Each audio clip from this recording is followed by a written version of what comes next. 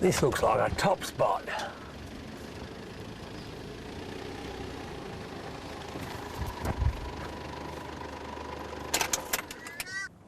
Welcome, my name's David and we're going to have a look at the Wedgetail Camper, some of the unique features that it's got. Let's go have a look and see what you think. On the passenger side we've got the outside kitchen. Let's just open it up and have a look inside. Nice big workbench. Plenty of storage space. We've got lots of sliding baskets here, room underneath as well, so there's plenty of room for pots and pans, cutlery, cereal, tins, all that sort of stuff. Heaps of room for all that sort of thing. Got a 12-volt socket there for power.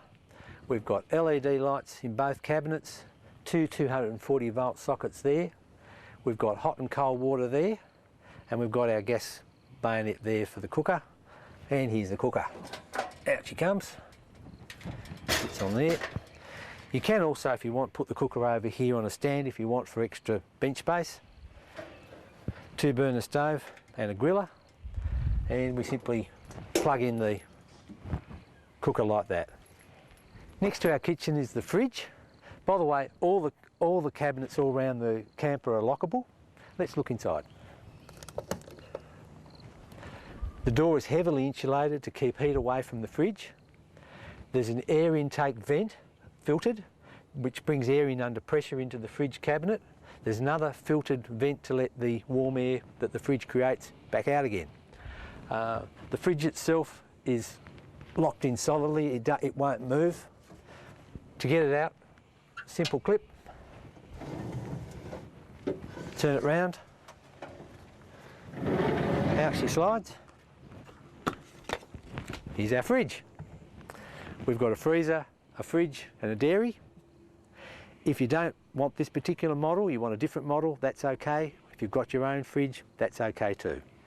Having an outside kitchen is really good when you're in a beautiful spot like this, when your friends call around, when you're on the road and you want to have a roadside snack. It makes it so easy, that cup of tea, a cup of coffee, whatever, quick meal, you can do that really easily. And when you call into town and it's time to restock, how good's this? Everything just goes in so quickly. On the driver's side at the back, we've got outside access to the shower and the toilet. There's a hot water system, town water supply inlet, the 240 volts.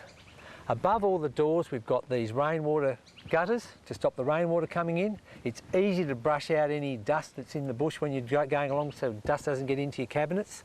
At the front, this is where the water goes in for your water tank. Next to it we've got access to your clothes storage, including slide out baskets, so if you want to have a swim during the day or if you need to change your clothes, you can do that. Locked away securely in here are two 4-kilogram gas cylinders. Just a quick look at that outside shower. There it is there, easy to use. There's hot and cold water there. Also room in that cabinet for shampoo and soap and things like that. There's a 12-volt socket there as well if you need it. That's the toilet. Easy to take away to empty. If you don't want to use the toilet when you're away, you can use that cabinet for more storage as well.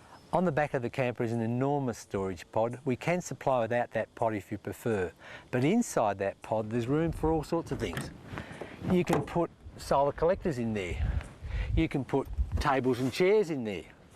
You can put doonas, fishing gear, whatever you want to lock away securely can go in this pod.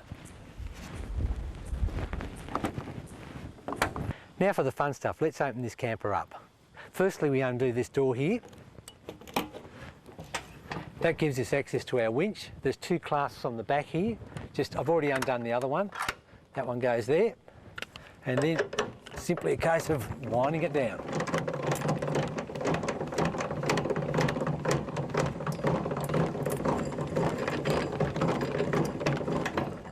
How quick and easy was that? Now let's get the main part of the camper open. By the way, you can't open the camper if the doors are locked because the winches that open it are securely locked behind these doors. Firstly, there are two clasps. You undo one, two, in through the door, onto the winch, and away she goes.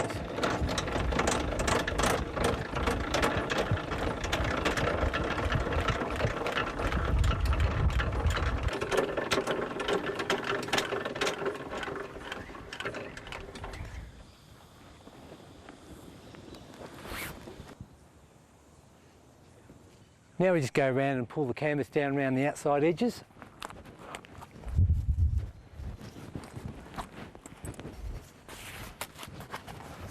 Now the support legs front of the bed come down.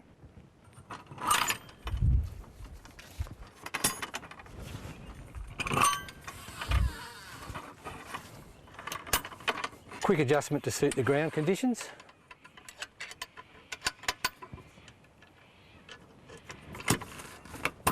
Perfect. Now watch this.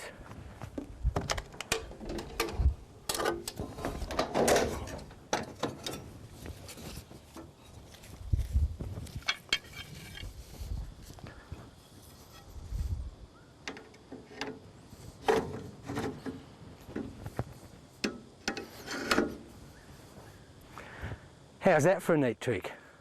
Now there's a couple of internal supports we've got to put in place and we're just about done.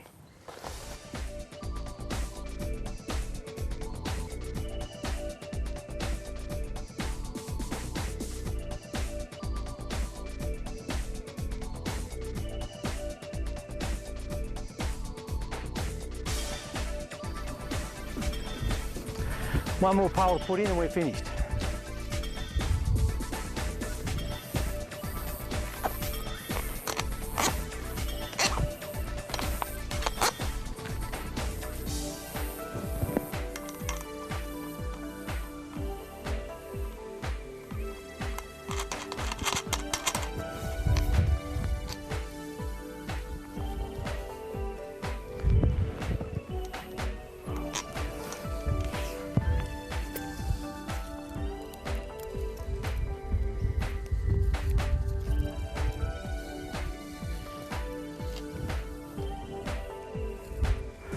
Job done. Notice the fly over the roof. It makes the inside cooler on a hot day.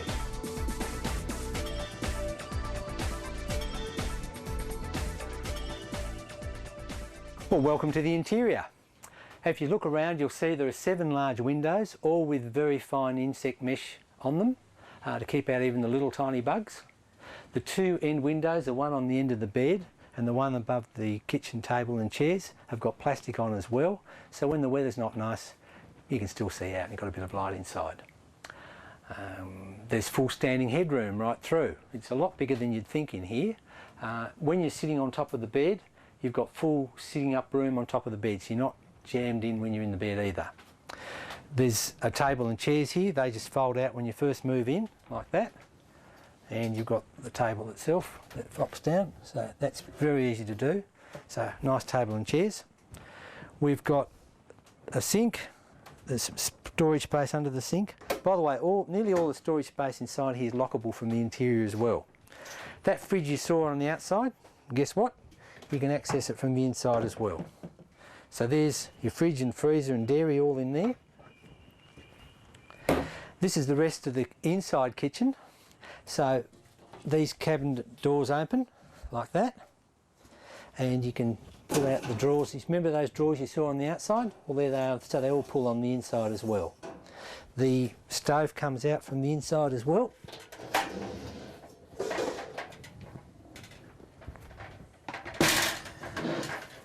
There we go. There's the gas bayonet for the inside, so you can use the stove. You've got your fridge, all the cabinets that you accessed for the kitchen on the outside, there they are, easily just as accessible on the inside. Why have an inside kitchen when we just had such a good outside kitchen? And the reason is that sometimes there's mosquitoes around and flies, lots of flies. There's all sorts of different things. Creepy crawlies around the ground, snakes. There can be a lot of mud out there. It can be very sandy. It's just sometimes the camping ground you've got is not that good. So you can come in, it can be very cold. So you can come in here, zip yourself in. You've got your queen size bed, you've got your inside kitchen, your tables and chairs, your sink. There's a shower and toilet over in the other corner. You can zip in and you don't have to come out till the morning. It's all in here for you. Remember the wardrobes, the closed storage we looked at on the outside? Have a look at this. Firstly, I'll just drop that down. There's that first one. You don't have to drop that down, I just did that to make it easy for you to see. It will open up fine. And then there's that other one. Remember those sliding drawers? there they all are. So it's just as easy to get at all your clothes when you're inside the camper as it is on the outside before you've even opened it up, except when it's locked, of course. And also, even a little bit of hanging space. How good's that?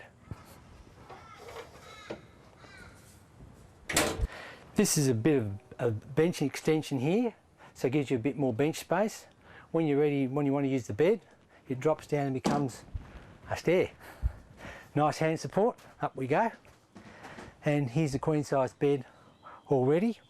It's all under vinyl covers to keep it clean and dry. No matter what the weather's, any conditions, it's always clean and dry in there. So let's open up and just have a quick look at the bed all made up. Once we move the vinyl covers off the bed, there it is all made up and ready to go. Mattress protector, sheets, blanket, doona, whatever you want, it's all there, it's clean and dry, everything's great. This sleeping platform is over 2 metres off the ground, so you're well away from the creepy crawlies. Nice views all round and good headroom. This back area is usually used partly as an entry, but also to house the shower and toilet area. At the moment we haven't put the shower and toilet in because we thought you'd like to see it without, because you can actually use this area as a lounge room. You put a couple of easy chairs in here and sit here, and it's a really nice place to be. Thought you'd like to see that first. Is that camera still here? Only joking. This is the shower and toilet area. Come and have a look. There's the shower rows with full standing headroom. Down we go. There's the hot and cold taps. The toilet lives behind that curtain when you're using the shower, and you just slide it out into there when you're not using the shower. And there's a little bit of room for soap holders, shampoo and all that sort of thing. And there's good ventilation to this space as well. The good thing about having a toilet here with you, if you've been camping and it's a freezing cold night and you're lying there and you don't want to get out of that warm bed because it's so cold, and eventually you have to crawl across, run across all the wet grass to the facilities, and you get back and you're not going to get back to sleep for ages because you're now wide awake. This way you've got the toilet with you. That's good. Also, having an inside shower, again, if the conditions aren't nice, you've got your own private facilities. You might have noticed we set up the camper without putting any stands under it. Often when you just want an overnight stop, you don't need to put any stands down. Some people might want to, but this is what you do if you want to do that. Put your stand in there, put the pin in there, bit of a wind, and it is very easy to do. That's it. Now that's all the stability you need. There's one for each corner, and the thing's going to be really, really stable if you don't like that little tiny bit of a rock. If you want to take the ute out from underneath and just leave this as a complete camp, you undo these bolts here. There's 4 of them, 1 on each corner. Wind it up enough for the camper to clear the tray. Simply drive out. It's as easy as that. A few final points to talk about. We've done everything we can to keep the weight down as low as we can at the front of the camper for better handling. So there are 2 gas cylinders in here. Behind that's a big N70 deep cycle battery with room for a second big battery N70 if you want it.